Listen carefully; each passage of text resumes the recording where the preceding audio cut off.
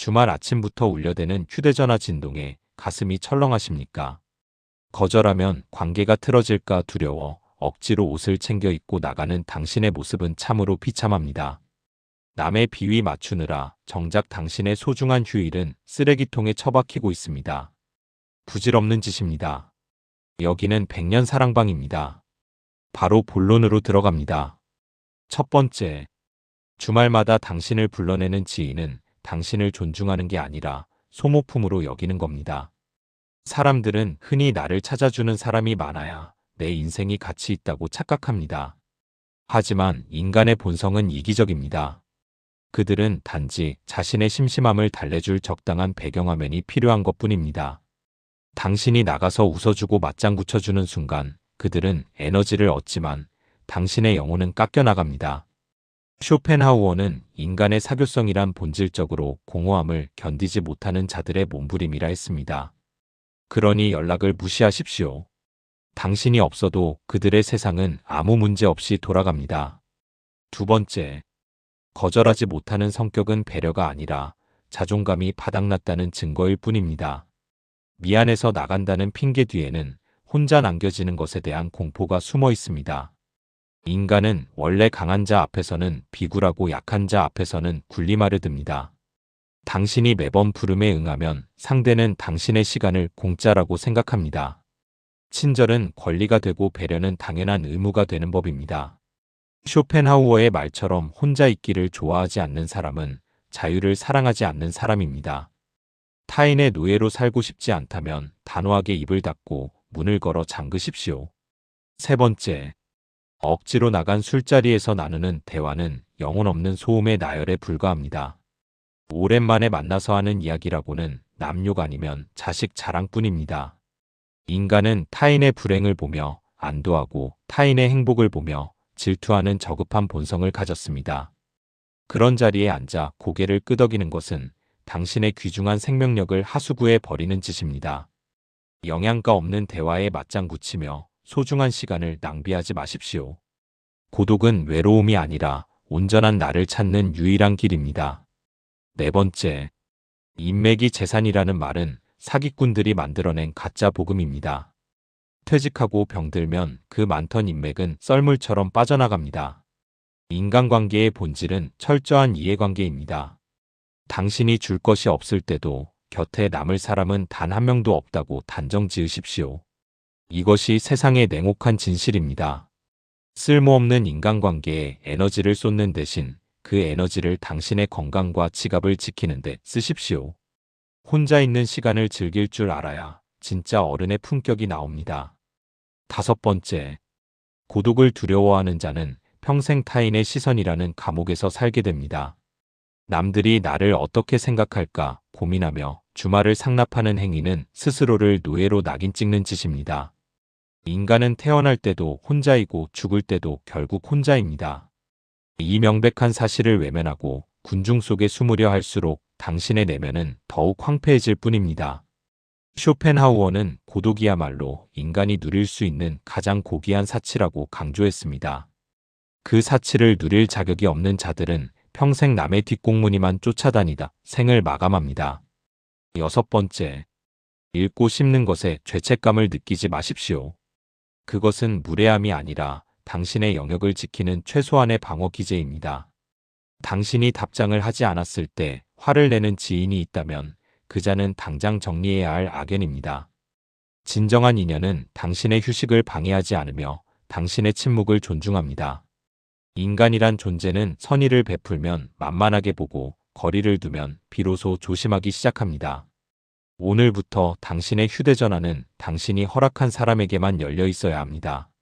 일곱 번째, 주말의 정적은 당신이 살아있음을 느끼게 해주는 가장 거룩한 시간입니다. 아무것도 하지 않고 창밖을 보거나 책 한 권을 읽는 시간이 술자리 100번보다 당신의 인생에 유익합니다. 무례한 세상에 당신의 평화를 내어주지 마십시오. 사람들에게 잊혀지는 것을 즐기십시오. 군중 속에서 가짜 웃음을 파는 것보다 고독한 방 안에서 진실한 자신을 마주하는 것이 100배는 더 우월한 삶입니다.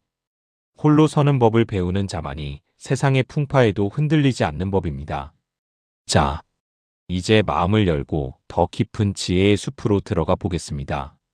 이번에는 자식 앞에서도 지갑과 입은 굳게 닫아야 하는 이유에 대해 깊이 파헤쳐 보겠습니다. 첫 번째, 당신의 재산 내역을 자식에게 공개하는 순간 부모로서의 권위는 사망 선고를 받는 것입니다. 사람들은 흔히 자식에게 내 형편을 솔직히 말하면 안쓰러워하며 더 잘 효도할 거라 착각합니다. 하지만 인간은 본래 계산적인 존재입니다. 부모의 미천이 드러나는 순간 자식의 머릿속에는 효도가 아니라 상속과 분배의 계산기가 돌아가기 시작합니다. 줄 것이 남았을 때는 굽신거리지만 다 보여주고 나면 그때부터는 짐덩이 취급을 하는 것이 인간의 간사한 본성입니다. 그라시아는 지혜로운 사람은 자신의 속내를 쉽게 드러내지 않는다고 경고했습니다. 끝까지 패를 보여주지 않는 타짜처럼 당신의 재산도 안개 속에 두십시오. 두 번째, 과거의 치부를 자식이나 며느리에게 고백하는 것은 스스로 목에 밧줄을 거는 미친 짓입니다. 솔직함이 미덕이라는 말은 강자들끼리의 이야기일 뿐입니다. 약자가 자신의 약점을 드러내면 그것은 곧 공격의 빌미가 됩니다. 인간은 타인의 허물을 알게 되면 겉으로는 위로하는 척하지만 속으로는 상대를 낮잡아 봅니다. 아무리 피를 나눈 자식이라도 부모의 초라한 과거를 아는 순간 은연중에 당신을 무시하게 되어 있습니다. 입을 닫으십시오.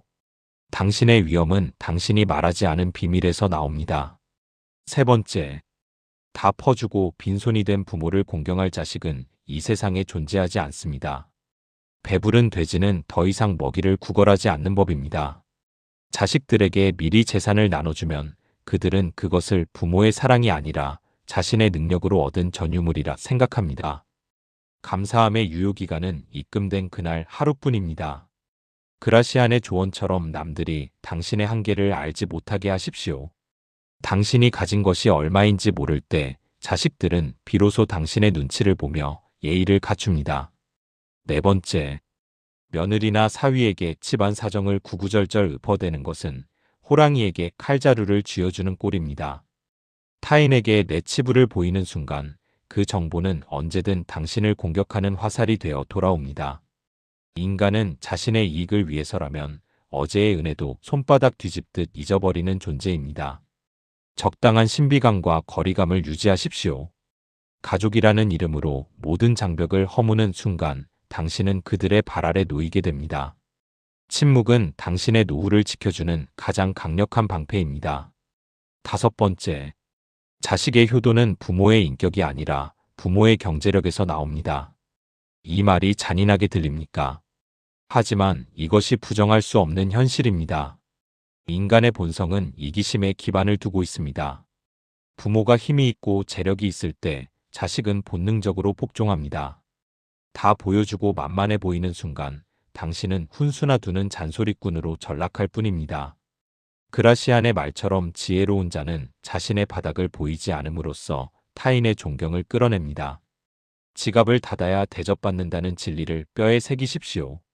여섯 번째, 조언이랍시고 자신의 실패담을 늘어놓지 마십시오. 당신의 실패는 자식들에게 교훈이 되는 게 아니라 당신을 무능한 노인네로 낙인 찍는 증거가 될 뿐입니다. 인간은 강한 자의 말에는 토를 달지 않지만 약한 자의 말은 헛소리로 치부합니다. 당신이 입을 열수록 당신의 가치는 하락합니다. 가만히 있으면 중간이라도 간다는 말은 진리입니다. 자식들이 물어보기 전까지는 당신의 지식도 경험도 재산도 절대 꺼내놓지 마십시오. 일곱 번째, 노후의 평안은 자식의 효심이 아니라 당신의 단호함에 달려 있습니다. 자식에게 기대를 거는 것은 고리대 금업자에게 돈을 빌리는 것보다 위험합니다. 줄 듯 말 듯 끝까지 쥐고 계십시오. 그것이 당신이 죽는 날까지 자식들의 안부 전화를 받을 수 있는 유일한 방법입니다. 그라시안이 강조했듯 지혜로운 사람은 자신의 내면을 신비롭게 포장하여 남들이 함부로 넘보지 못하게 합니다. 오늘부터 당신의 입술에 자물쇠를 채우십시오. 여기서 끝이 아닙니다. 이 정도만 알아도 인생이 편해지지만 아직 우리가 깨부수어야 할 어리석음이 더 남아 있습니다. 이번에는 돈 빌려달라는 친구의 간곡한 부탁을 칼같이 잘라내야 하는 이유에 대해 깊이 파헤쳐 보겠습니다. 첫 번째, 친구가 돈을 빌려달라고 입을 떼는 순간 그 인연의 수명은 이미 다한 것입니다. 사람들은 흔히 어려울 때 돕는 것이 진정한 우정이라 착각합니다. 하지만 인간의 본성은 이익에 따라 움직이는 기회주의자에 불과합니다. 돈을 빌려달라는 말은 당신의 우정을 담보로 잡고 당신의 노후를 강탈하겠다는 선전포고입니다. 한비자의 말처럼 인간은 이익이 생기면 모여들고 손해가 나면 흩어지는 존재입니다. 그 친구는 지금 당신을 친구가 아니라 무이자 인출기로 보고 있는 꼴입니다. 빌려주는 순간 당신은 채권자가 아니라 죄인이 되어 그놈의 연락을 기다리며 피가 마를 뿐입니다. 두 번째, 빌려준 돈을 돌려받을 수 있을 거라는 기대는 인간 본성에 대한 지독한 무지입니다. 화장실 들어갈 때와 나올 때가 다른 것이 인간의 간사한 밑바닥입니다. 돈을 빌릴 때는 간이라도 빼줄 듯 굴지만 일단 손에 돈이 들어가면 갚아야 할 돈은 아깝고 빌려준 당신은 야속하게 느껴지는 법입니다. 한비자는 법과 술책으로 사람을 다스리라 했지 믿음으로 사람을 대하라 하지 않았습니다. 믿음은 배신의 시작일 뿐입니다. 안 갚아도 되는 핑계를 찾는 것이 인간의 본능임을 명심하십시오. 세 번째, 거절해서 멀어질 인연이라면 차라리 지금 당장 끊어버리는 것이 당신 인생의 이득입니다. 돈을 빌려주지 않았다고 등 돌릴 사람이라면 애초에 당신의 돈을 노리고 곁에 머물렀던 기생충일 뿐입니다. 그런 자에게 당신의 소중한 노후 자금을 상납하는 것은 미친 짓입니다. 진정한 친구라면 당신에게 금전적 부담을 지워 잠 못 이루게 하지 않습니다. 냉정하게 거절하십시오. 그것이 당신의 지갑과 정신 건강을 지키는 유일한 길입니다. 네 번째, 돈을 빌려주는 행위는 우정을 사는 게 아니라 원수를 키우는 꼴입니다. 돈을 빌려준 사람은 빌려준 사실을 잊지 못하지만 빌린 사람은 빌린 사실을 망각하려 했습니다. 시간이 흐를수록 당신은 돈 얘기 꺼내기가 미안해지고 상대는 독촉받는 것을 모욕이라 느낍니다. 결국 돈도 잃고 사람도 잃는 비극으로 끝나는 것이 정해진 수순입니다. 한비자가 꿰뚫어 보았듯 인간관계는 철저한 이해타산입니다. 감상적인 동정심에 휘둘려 당신의 생명줄을 남에게 넘겨주지 마십시오. 다섯 번째, 노후의 돈은 단순한 화폐가 아니라 당신의 존엄 그 자체입니다. 5060액의 돈은 자존심이자 마지막 보루입니다. 친구의 사정이 딱하다고 해서 당신의 보루를 허무는 것은 스스로를 벼랑 끝으로 미는 행위입니다. 인간은 원래 자기 발등에 불을 끄기 위해 남의 집 대들보를 뽑아가는 존재입니다. 상대의 눈물 섞인 하소연에 속지 마십시오. 그 눈물은 당신의 지갑을 열기 위한 연극일 뿐입니다. 여섯 번째, 딱 잘라 거절하는 것이 상대를 돕는 길이라는 역설을 이해하십시오. 당신이 빌려준 돈은 그 친구의 문제를 해결해 주지 못합니다. 오히려 돌려막기로 연명하게 하여 파멸을 늦출 뿐입니다. 차라리 돈 없다고 단호하게 말해 상대가 현실을 직시하게 만드십시오. 한비자는 냉철한 법치와 질서를 강조했습니다. 사적인 감정으로 경제 질서를 어지럽히는 자에게 자비는 사치입니다. 일곱 번째, 오늘부터 누군가 돈 이야기를 꺼내면 당신이 더 힘들다는 표정을 지으며 입을 막으십시오. 인간은 강한 자에게는 비굴하고 힘든 자에게는 무관심합니다. 당신이 여유 있어 보이면 하이에나처럼 달려들지만 당신도 한계에 다다랐음을 보여주면 알아서 떨어져 나갑니다. 친구의 간곡한 부탁에 흔들리는 당신의 마음은 지혜가 아니라 나약함입니다. 그 나약함을 버려야 당신의 노후가 평안해집니다. 자, 숨 한 번 고르시고 다음 지혜를 맞이할 준비를 하십시오. 세상은 당신이 생각하는 것보다 훨씬 더 냉혹합니다. 이번에는 남들에게 좋은 사람 소리 들으려다 속이 시꺼멓게 타버린 당신의 미련함에 대해 파헤쳐 보겠습니다.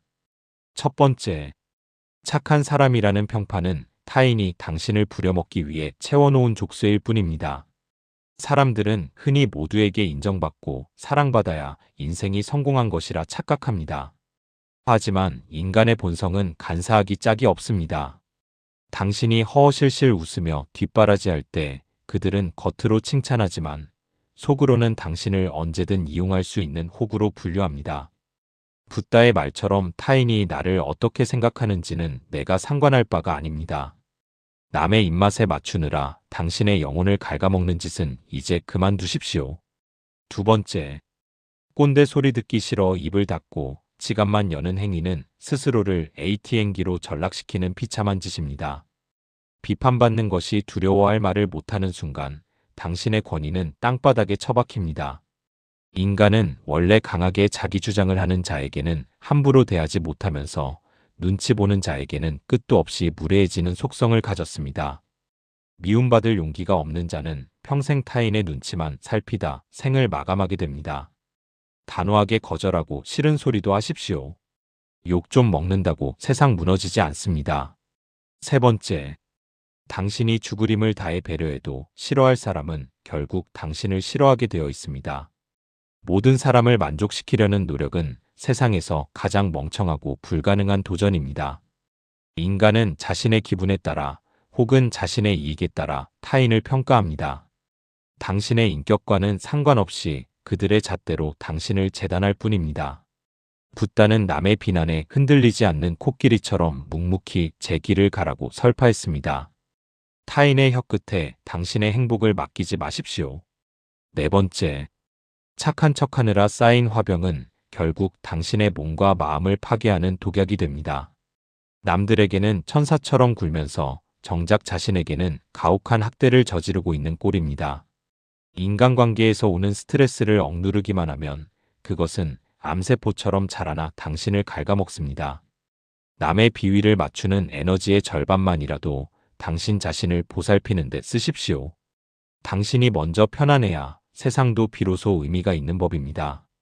다섯 번째, 거절을 시작하는 순간 당신 곁에 남는 진짜 인연이 누구인지 드러나게 됩니다. 부탁을 들어줄 때만 곁에 있던 자들은 당신이 거절하는 순간 비난을 퍼부으며 떠나갈 것입니다. 그것은 손해가 아니라 오물 제거입니다. 인간은 원래 이기적인 존재라 자신의 요구가 거절당하면 상대의 배려는 잊고 서운함만 앞세웁니다. 그런 저급한 인연들을 정리하는 가장 빠른 방법이 바로 좋은 사람 가면을 벗어던지는 것입니다. 여섯 번째, 남의 시선에 갇혀 사는 인생은 단 한순간도 내 인생이었던 적이 없습니다. 타인의 기준에 맞춰 사느라 정작 당신이 무엇을 원하는지는 잊어버린 지 오래일 것입니다. 5060의 나이가 되어서도 타인의 평판에 저당 잡혀 산다면 그것만큼 불쌍한 노후도 없습니다. 붓다가 강조했듯 스스로가 자신의 주인이 되어야 합니다. 남들이 뭐라 하든 당신의 기준대로 사십시오. 욕먹는 것이 두려워 자신을 속이는 짓은 이제 끝내야 합니다.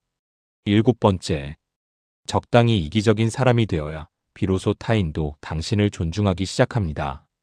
늘 양보하고 희생하는 사람은 당연한 배경처럼 여겨질 뿐입니다. 하지만 자신의 선을 확실히 긋고 자기 권리를 챙기는 사람에게는 함부로 대하지 못하는 것이 인간의 생리입니다. 착한 사람 증후군에서 벗어나십시오. 당신이 스스로를 귀하게 여기지 않는데 누가 당신을 대접하겠습니까? 입을 닫고 지갑을 닫으며 오직 당신의 평안만을 최우선으로 두십시오. 자, 이제 이 지혜들을 가슴에 새기고 더 깊은 통찰의 시간으로 나아가 보겠습니다. 아직 갈 길이 멉니다. 이번에는 왕년에 잘 나갔던 시절 이야기에 목매며 현재를 망치고 있는 당신의 한심함에 대해 파헤쳐 보겠습니다. 첫 번째, 내가 왕년에 어쨌네 하는 소리는 당신이 지금 얼마나 비참한지를 증명하는 꼴입니다.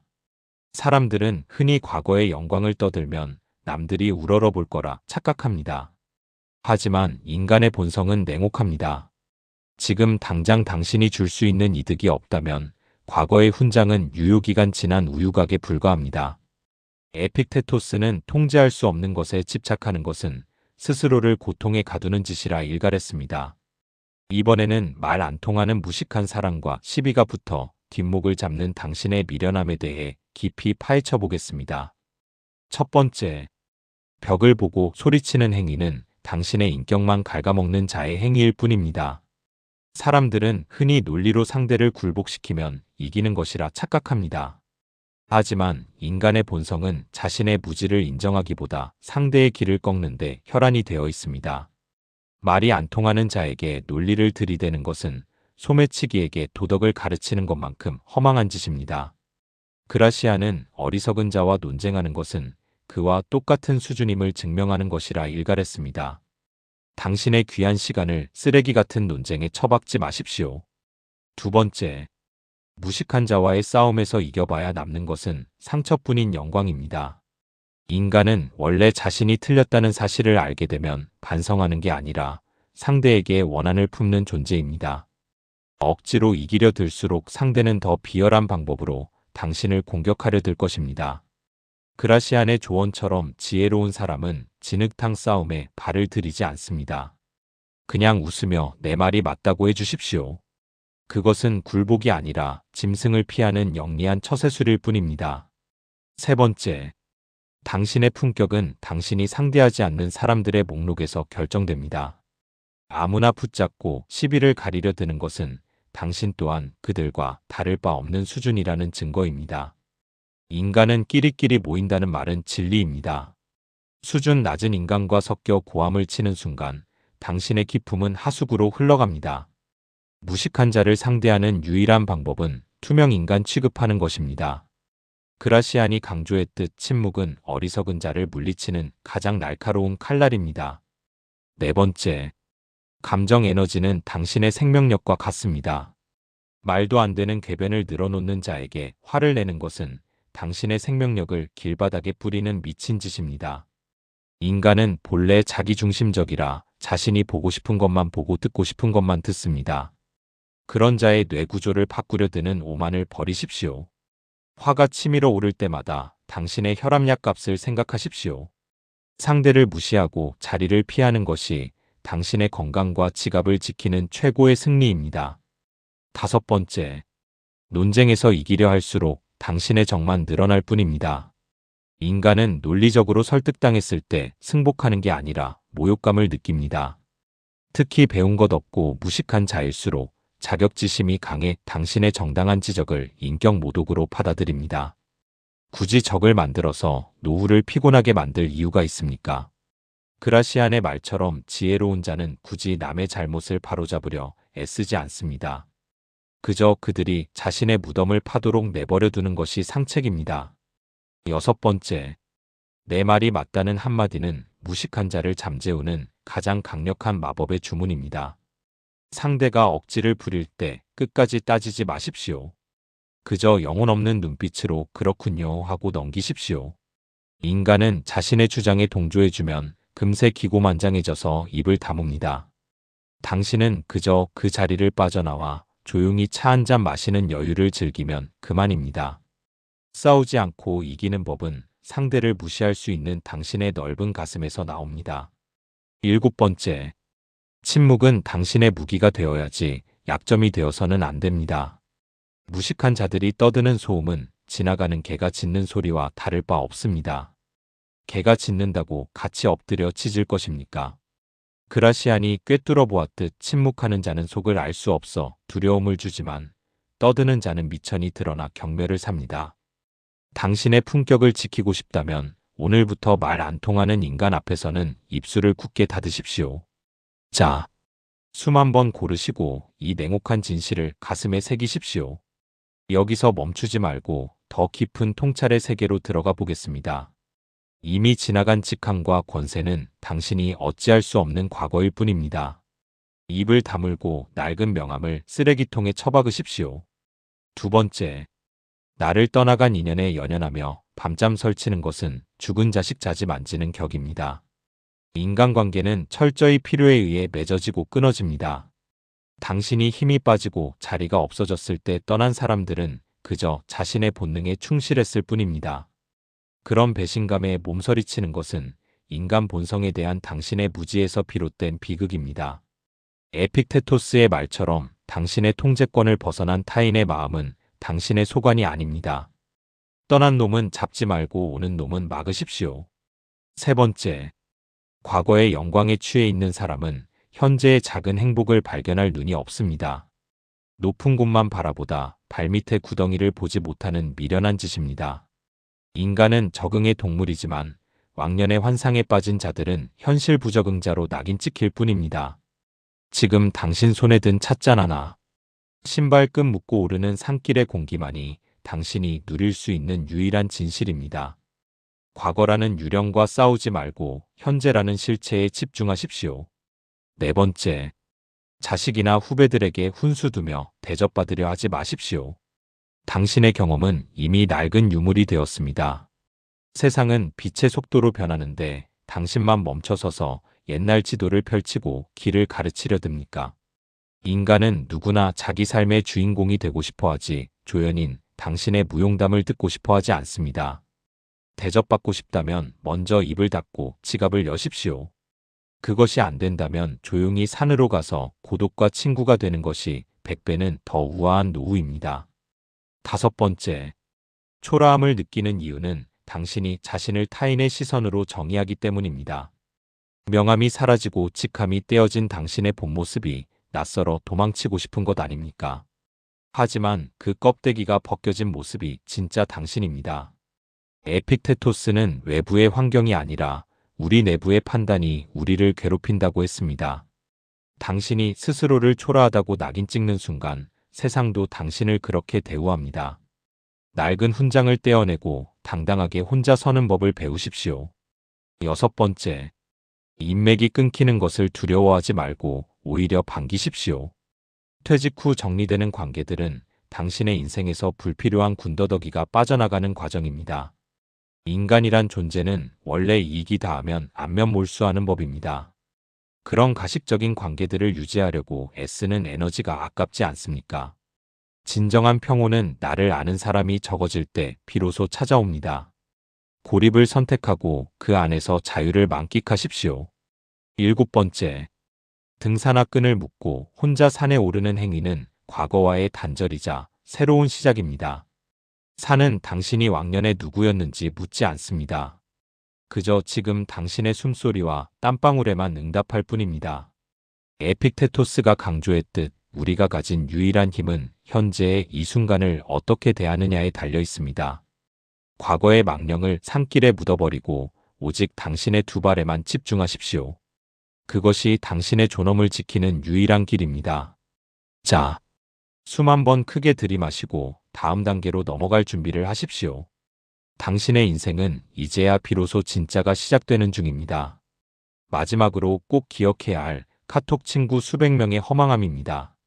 첫 번째, 휴대전화 속 수백 명의 연락처는 당신의 인맥이 아니라 당신의 고독을 증명하는 숫자일 뿐입니다. 사람들은 흔히 경조사에 올 사람이 많아야 성공한 인생이라 착각합니다. 하지만 인간의 본성은 철저히 이익을 따르는 장사꾼과 같습니다. 당신이 현직에 있고 돈이 돌 때나 고개를 조아릴 뿐 당신이 병들고 지갑이 얇아지면 그 수백 명은 안개처럼 흔적도 없이 사라집니다. 한비자의 말처럼 아첨하는 자는 이익을 쫓아 모여들고 이익이 닿으면 가장 먼저 칼을 꽂는 존재입니다.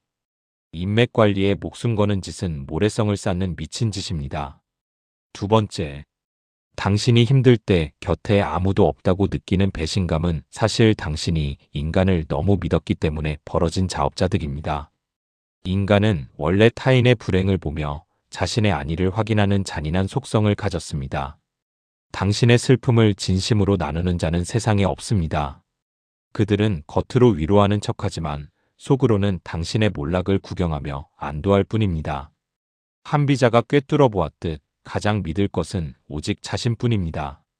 남에게 기대려 하지 마십시오. 기대는 순간 당신은 그 사람의 노예가 됩니다. 세 번째, 카톡 차단 버튼을 누르는 용기가 당신의 남은 인생을 구원할 유일한 열쇠입니다. 쓰레기를 집 안에 쌓아두면 악취가 진동하듯 무의미한 인간관계를 유지하는 것은 당신의 정신을 썩게 만듭니다. 나를 존중하지 않는 자, 필요할 때만 찾는 자들을 과감히 쳐내십시오. 인맥 다이어트는 선택이 아니라 생존입니다. 단단한 멘탈은 주변에 사람이 많을 때가 아니라 혼자서도 충분히 당당할 수 있을 때 완성됩니다. 네 번째, 실력과 재력만이 당신을 배신하지 않는 유일한 친구입니다. 뜬구름 잡는 을이나 정 따위에 호소하지 마십시오. 세상은 당신의 인품이 아니라 당신이 가진 힘 앞에 무릎을 꿇습니다. 한비자는 법과 술책으로 세상을 보라 했습니다. 당신이 압도적인 실력을 갖추고 단단한 재력을 쥐고 있으면 굳이 인맥을 관리하지 않아도 인간들은 알아서 기어들어 오게 되어 있습니다. 남의 비위를 맞출 시간에 당신의 실속을 챙기십시오. 5번째, 진정한 아우라는 군중 속에서 나오는 게 아니라 고독한 단독자의 풍모에서 나옵니다. 남들이 나를 어떻게 생각할까 전전긍긍하는 사람에게서는 비굴한 냄새가 납니다. 하지만 누군가에게 의지하지 않고 홀로 서는 법을 배운 중년에게서는 범접할 수 없는 품격이 느껴집니다. 한비자가 강조했듯 쓴소리하는 자를 곁에 두되 최종적인 판단과 책임은 오직 당신의 몫입니다. 혼자 결정하고 혼자 책임지는 습관을 기르십시오. 6번째, 인맥이 재산이라는 말은 당신의 노동력을 착취하려는 자들이 만든 노예용 격언입니다. 당신의 시간과 돈을 남을 위해 쓰게 만들려는 가스라이팅에 속지 마십시오. 진짜 재산은 당신의 건강, 당신의 통장 잔고, 그리고 타인에게 휘둘리지 않는 당신의 주관입니다. 5060의 나이에 아직도 인맥 타령을 하고 있다면 그것만큼 서글픈 노후도 없습니다. 지금 당장 당신의 관계도를 청산하고 오직 당신 자신에게만 투자하십시오. 7번째, 배신당했다고 울분을 토하는 대신 인간의 본성이 원래 그렇다는 사실을 받아들이십시오. 사자가 토끼를 잡아먹는 것을 보고 악하다고 하지 않듯 인간이 이익을 쫓아 당신을 떠나는 것은 지극히 자연스러운 섭리입니다. 이 냉혹한 진실을 깨달을 때 비로소 당신은 상처받지 않는 강철 같은 마음을 가질 수 있습니다. 한비자의 차가운 지혜를 등불 삼아 홀로 당당히 걸어가십시오. 그것이 당신의 밤을 지켜주는 진정한 힘이 될 것입니다. 최종 마무리. 오늘 들려드린 이야기들이 당신의 밤을 지켜주는 등불이 되기를 바랍니다. 백년 사랑방이었습니다. 편안한 밤 되십시오.